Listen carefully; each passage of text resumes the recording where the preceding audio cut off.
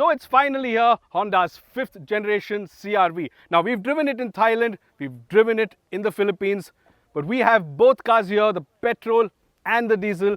It's got 7 seats, it's got a much more comfortable interior, but what's it really like? Let's see.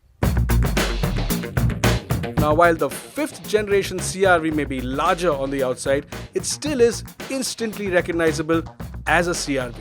There's a new split grille, there's more chrome, it gets daytime running lights, and viewed from the side you can tell there's even more glass area.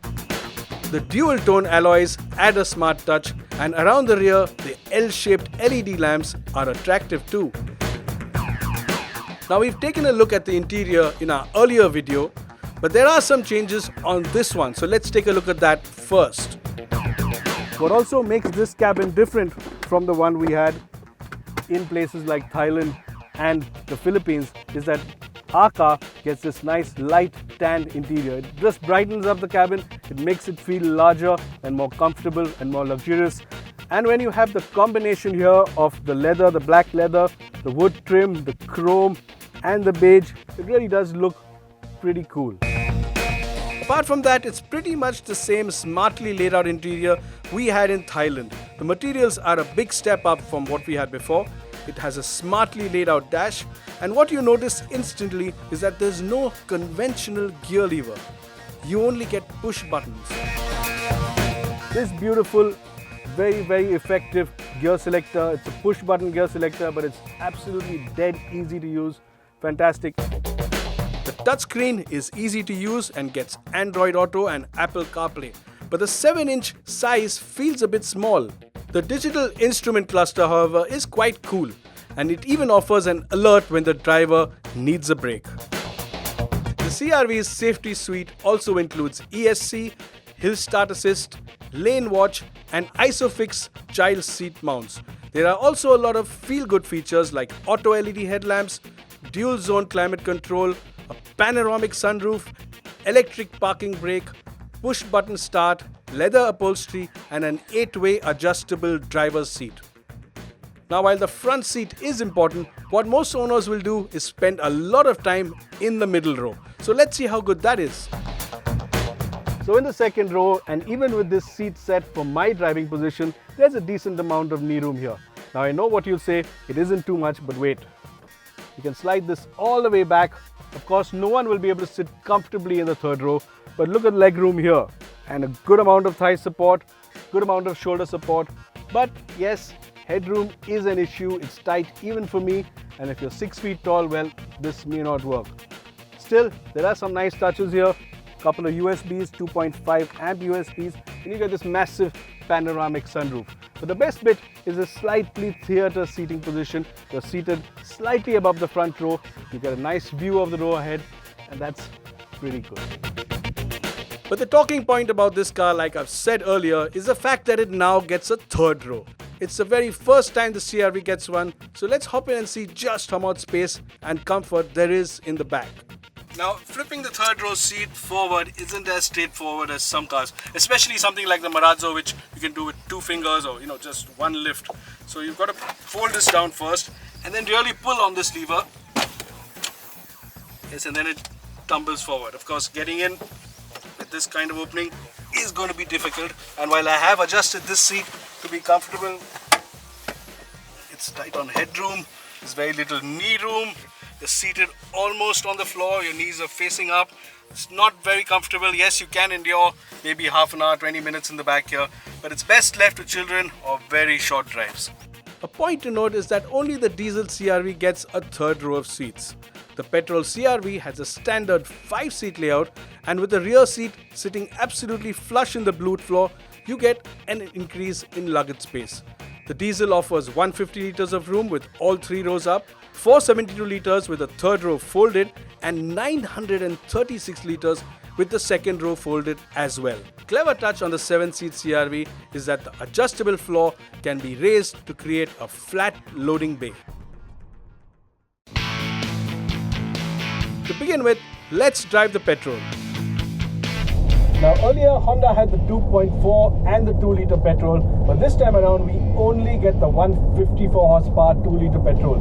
And it comes mated to this CVT transmission. So initially it's smooth, it's refined, and it's quite likable if you're just cruising around. But you do hear the stretch of the CVT when you demand more power. Performance is fair, but power delivery is very flat. So while it feels good in the hustle and bustle of city traffic, it doesn't offer much excitement for a petrol head. Now because it's a CVT and it doesn't quite have the torque of the diesel, when you put your foot down, it does take a bit of time to pick up its skirts and start sprinting. And that in a way isn't exactly what you expect. You do get a sport mode on this gearbox, but there are no paddles, so you can't really hasten up the process, and that sometimes is a bit irritating. Now, having tested the petrol, it's time to go to the diesel. Now, Honda's 1.6 Earth Dreams diesel is extremely refined at low speeds. Put your foot down and it even responds well. And this makes it pretty nice to use in city conditions. There's a nice spread of torque in the mid-range. It has 300 Nm, and that means it accelerates in a fairly decent way as well. Once again, performance is not electrifying, but what works well here is the 9-speed torque converter automatic transmission.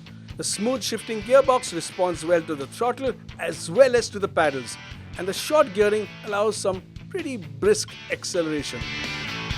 Also, while in the higher gears, the CR-V does have long legs for easy, relaxed highway cruising. Where it does disappoint, however, is when you put your foot down flat. Yes, it responds quickly, but after around 3.5 or 4,000 RPM, there's not much in the tank. And although this engine does have a lot of torque, it doesn't accelerate as hard as you wish it would.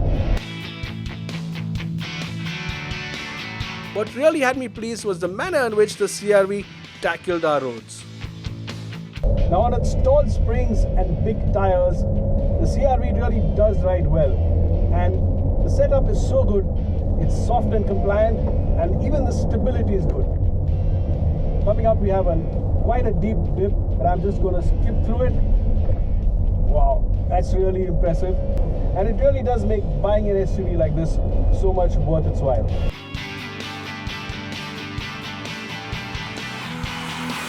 And it isn't just the ride. Honda has also aced the handling bit. Now with a big bulky SUV like this, weight transfer, body roll should all be big factors. But the CR-V drives so well, it's an absolute pleasure to take even on a winding road. Come upon a tight corner like this, you can actually enter it with a lot of confidence. Yes, there is a bit of roll, but the steering's delicious. It points where you want it to go. It's not as exciting to drive as the third generation CR-V, but it's still nice to drive as far as SUVs go. With its new diesel engine and third row seating, the new CR-V is a clear improvement on the earlier generation car. Yes, the diesel could have had a bit more power, and the third row is only for occasional use. But for the typical urban SUV buyer, the CR-V offers the right ingredients in a refined, comfortable, contemporary package. Expected to be priced from Rs 27 lakhs for the petrol to around 30 for the diesel, the CR-V is a bit expensive. But what you'll also get for your money is a well-made, comfortable SUV that's light and easy to drive. And that's something full-fledged SUVs and rivals like the Toyota Fortuner and the Ford Endeavour can't lay claim to.